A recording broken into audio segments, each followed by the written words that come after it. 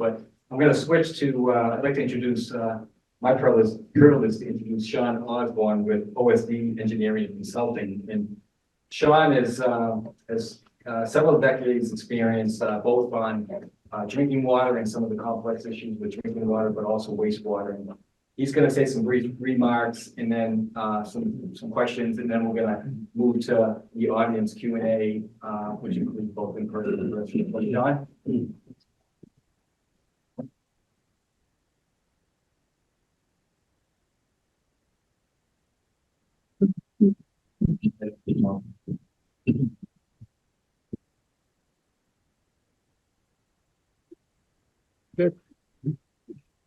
Thank you. I was saying, I'm like at church, get the little microphone on. But yeah, it's great to be here. Thanks, Michael. Thanks, Dana, for inviting me here. So, when I started the firm, it was really about sustainable design. But when I think about this technology, I think about everything old is new again. And so I'll start off back when I was a freshman in college in the 80s. And I was assigned, looking for the Presidential Magazine, to go interview a guy about fusion technology.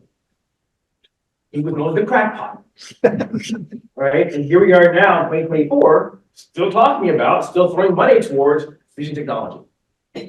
And then in 2014, Ed McCormick, some of you may remember Ed, he was at the WEA conference in Boston, and he gave me a copy of the Energy Roadmap. Now, this document is still available from WEF. It's a water and wastewater utility guide, sustainable energy management. And in that book from 10 years ago, it talks about recovering heat and heat pumps. So here we are now, 9 years later, talking about this. But as Aaron so well said, it's the rules and regs. So as an engineer, I will say about the rules and regs, about all that stuff, right, to support us. We have nice opinions, but it's not highly enforceable.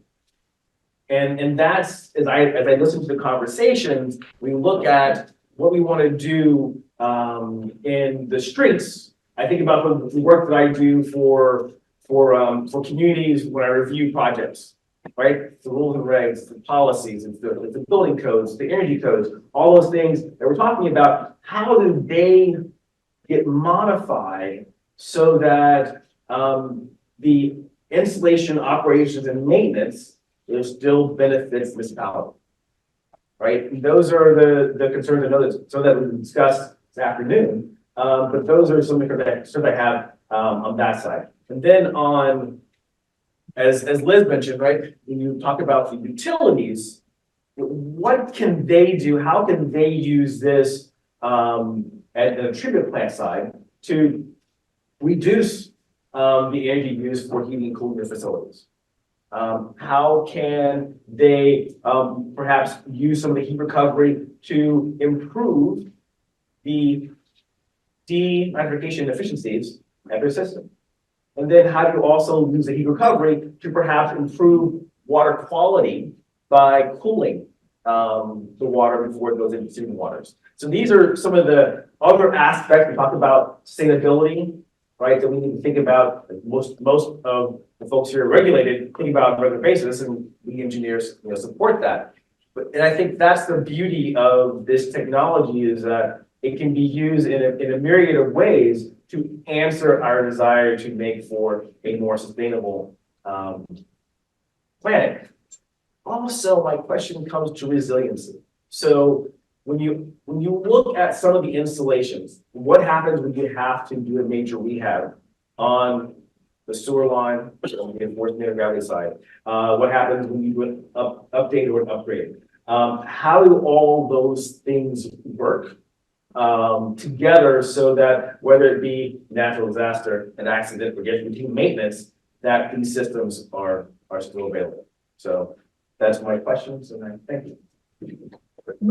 Great. Never thought of that. You're a right guy. You know that.